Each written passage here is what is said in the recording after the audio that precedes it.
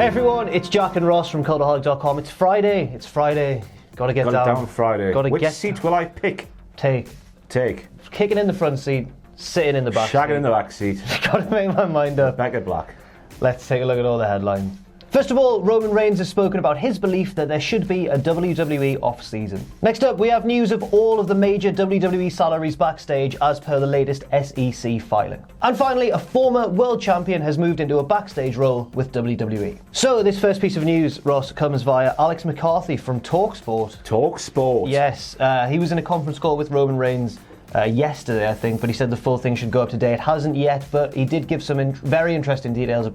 The most interesting one being that Reigns thinks an off-season would be a good idea in WWE for the performers to heal and also creatively as well. And it could last for maybe a full quarter. I think a full quarter. I'm sitting here, a man who's never taken a bump and never lived that lifestyle. Yeah. So I've got the right to have an opinion. No, I don't. I think a full quarter would feel that, would think, ooh, that's a long time. By the end of that full quarter, we'll be struggling. But I think the 2 weeks over Christmas, just do what football does, have a winter break. Nobody watches on Christmas Day when it happens on that day. No. Nobody wants to work on Christmas Day from the wrestler's standpoint. Yeah. New Year's Day, the same thing. I think that's the perfect chance to 2 weeks off, rest the body, have a few sherries, have a good time. Back to the Rumble, Yeah. road to WrestleMania. Yeah, I agree. Obviously, you know, we're not, as you've said, we're not wrestlers, so we don't know ideally the amount of time.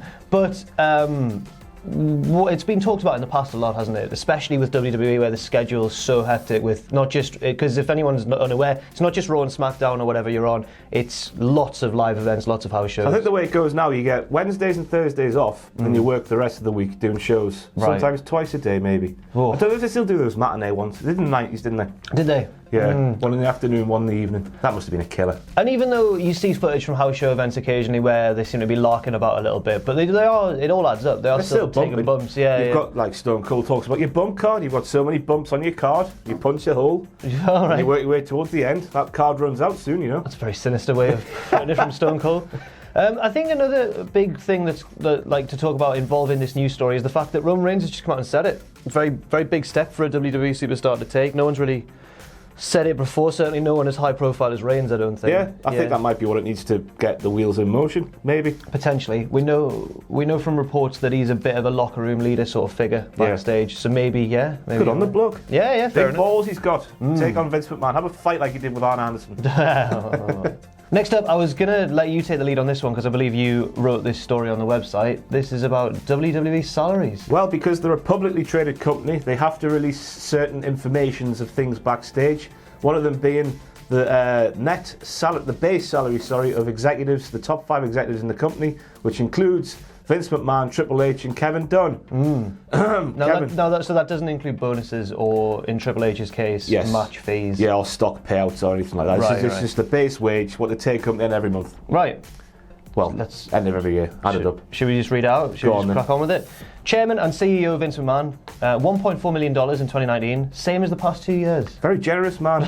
No wage rise in 3 years. No, just the 1.4 mil. But it shows you where everything else comes from, because his net worth apparently is $3.2 billion. Yes, that was via Forbes, which was also released this week, wasn't it? The billionaires list, which ranks him at number 691 on the list, which I guess means in the world. I don't know how the billionaire list works. I guess so. Tony Khan, Shahid Khan, the lead investor of AEW, is like 224, I think. Oh, with 7.4 maybe, or 7.2 billion. Oh, it's going to be a war. Twice the size of Vince McMahon. This reminds me of when I was a kid, and you've got United, Arsenal, and I don't know who the other big Liverpool, and then suddenly Chelsea get bought by this millionaire, and you think, it's all going to change. Everything I know. Andre Shevchenko up front for AEW next season. Nobody's going to get that. No. Next up, co-president George Barrios, $935,250 in 2019. That's a raise. It's a little raise there, year on year. Well done. Other co-president Michelle Wilson, the same raise from the previous years. So fair play to them. Executive Vice President of Talent, Live Events and Creative, Triple H. Not as far behind them as I thought he would be, actually. Yeah. He's making quite a pretty penny. $710,000 in 2019, which is a small raise, relatively small raise. 26 grand. Yes. Raise from last year. The year before, sorry. Fair enough for Triple H there. And executive producer and chief of global television production, Kevin Dunn, an ever popular figure. You're right. He's taken home Close to $1 million, $950,000 in 2019. He's had another little raise because I remember it all sort of. I remember last year learning about this as well. He just keeps nudging it. Coming out in a sweat. That news is so devastating. Just goes to show how valued he is backstage to Vince, I suppose. Like, yeah, but we all hear the bad stuff about Kevin Dunn. He must do some good to be on that. He must. He doesn't like wrestling. He hates wrestling being like wrestling. He just hates wrestling. He wants it to be TV and have celebrities and whatnot. Yeah. Now he's on like nearly $1 million. He must be doing something right. Yeah. He must be. He absolutely must be. There's that story from back in the day, which is apparently the reason he's there. Oh, he saved the tapes or something. Yes, and he's got a job for life. Yeah. But that sounds a bit fanciful to me, even if he did. It's not worth $1 million. Unless it is worth $1 million. You never know. Yeah. Well, that's quite It's good for them. All the more power to them. If you can make that sort of money, do it. Well, I'll be interested to see what this same report says next year once the whole Fox deal comes into effect. Oh, God. Well, this one, does this include the Saudi Arabia? I don't know, actually. Is that what the maybe, who knows? We'll see. And finally, let's go to PW Insider, who have revealed, I believe this was a PW Insider exclusive, they broke the story, that former WCW World Champion and NWA World Heavyweight Champion Jeff Jarrett has officially joined the WWE creative team. Now, it's not a huge surprise because he has been sort of around in the vicinity of it, hasn't he? The last few weeks he's been working as a producer, so the guy who puts the matches together on TV, and he's been at WWE HQ helping those people out somehow. Well, that was fair enough. undefined though. Now, this is apparently a full-time executive level role in the company, which is just... It's not so surprising given recent events, but it is surprising given his and Vince's history. Yes, it's incredible. Yeah. Bygones can be bygones, that is proof of it. Apparently so, because Vince did infamously say that he would never work for him again. Fired him on TV. Gone. Jarrett held up the Intercontinental Championship, allegedly. No. There's a lot of beef there. Classic Monday Night Wars stuff. We might be getting it all again with AEW. Can't wait to hear about the shenanigans going on. Also, Bruce Pritchard, as we all know now, is in a backstage role. His role is being clarified. It is as Senior Vice President. It sounds important. Of creative, It sounds like there's the creative team on a base level, and then there's Brucey just above. Overseeing all the creative. Dana Warrior is in a part-time role, but it might be upgraded to full-time in the future. She does. Yeah. I would laugh if she was just the best creative team member ever. Yeah, just coming up with revolutionary storylines. I hope she does. Yeah. Just because of the reaction. Also, this was a little bit of the PW Insider article that I didn't know, and I don't know if this is already news or it's gone over my head, but apparently Paul Heyman's becoming more and more intimately involved in writing and producing the Ronda Rousey and Brock Lesnar WrestleMania storylines. Well, we've known for a while that, well, I've known for a while anyway, by reading things on the internet which have to be true, Paul Heyman's been writing Ronda Rousey's scripts. I heard that. Which has been obviously memorising word for word and delivering with at a plumb. I shouldn't be too harsh, obviously, but you know. So yeah, if you want one man involved in your storyline, it's him. Yes. I think that I didn't realise that he was, when it said he was writing a Ronda Rousey script, I didn't realise that also meant the storyline. I don't know if that means that he's sort of pitching ideas for where the feud should go or whatever. So you're going to turn up and attack her, and then she'll turn up and attack you. Well, yeah, that's what I'm thinking. But I doubt very much that Heyman's the only writer in that storyline, particularly because it's clearly a bit of a hodgepodge at the minute. But expect to see back to the Jeff Jarrett thing. He should be the world champion this time next year. Then if the past doesn't go by. King of the Mountain. My world. Don't get too excited, Ross, but I've got some funny news to close out the video. Is it funny? It could be the end of us. It could be, yeah. So the funny news is that WWE are doing live reactions. They'll never catch on. Stop it. Nobody does that. They're crap. WWE are doing live reactions.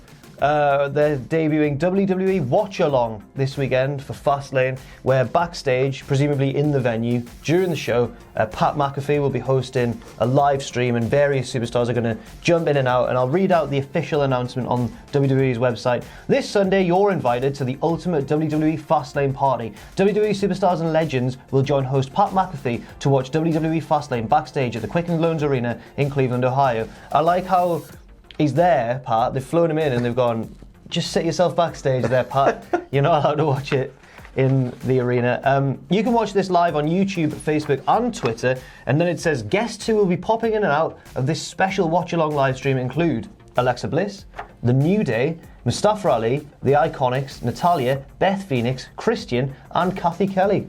Quite a mixture. It's a bloody strong cast, isn't it? You'd imagine they're going to swap out for different matches, so like the Iconics will be there for the tag team women's match, I imagine. Yes. Natalya there for Ronda's. The New Day will be there for... Is Ronda wrestling? I've just gone complete mind blank there. In fact... She's not wrestling. She's not wrestling as well. I'm just talking absolute bollocks. The New Day will presumably be there for the WWE Championship match. Yeah. It's already been suggested on Reddit that Kofi will be like, 1 second, lads, and he'll leave the live stream, and then he'll be out. Oh, I hope that does bleed into like the show, because it just adds another layer, and the layers are fantastic. This could be really good or really bad, and the thing that I'm worried about is that it'll just be basically an extended guest commentary angle where they're totally in kayfabe, they're totally just going over storylines again and again, hammering the point home, saying I should be in this match, I'm better than this person. I mean, they should be in kayfabe, in my opinion. It's just they should be I'm not saying they giving should be natural reactions as well, Yes. like that fit the storyline that they're trying to tell. I'm not saying they should be like, oh, he slapped his leg on that super kick, like not like that. And then so it goes blah blah, Christian and Kathy Kelly, and that's just the names we know so far. There's no telling who might crush this party. Tamina with a bottle of Buckfast. That's Yes. what we all want. But I think it's a good idea. Big Pat. Yeah, Pat Pat McAfee. He's a very divisive figure. I like him. I like him as well. I think he's hilarious. I think you can tell he's got a genuine passion for the wrestling business. Yeah. He loves it. Yeah. And it's different as well, because he's very much just from the perspective of a fan. He's not Yeah. I know he does broadcasting outside of WWE, but it's like he's a man having a good time when he's there. I find him quite charming, and yeah, I love him. Yeah. I love him. He's great. Like Marmite. I don't understand. But anyway, that's all the news for today. Thank you very much for watching. I've been Jack from Cultaholic.com, joined by Ross. You can follow us respectively on Twitter at Jack the Jobber and at Ross on Wrestling. Thanks very much for watching, and let us know what you think in the comments section down below. You can follow Cultaholic on Twitter at Cultaholic and on Facebook at facebook.com/Cultaholic. If you enjoy what we do, then please do check out our Patreon, patreon.com/Cultaholic, where you can pledge. And don't forget, of course, most importantly of all, to hit subscribe and to join us.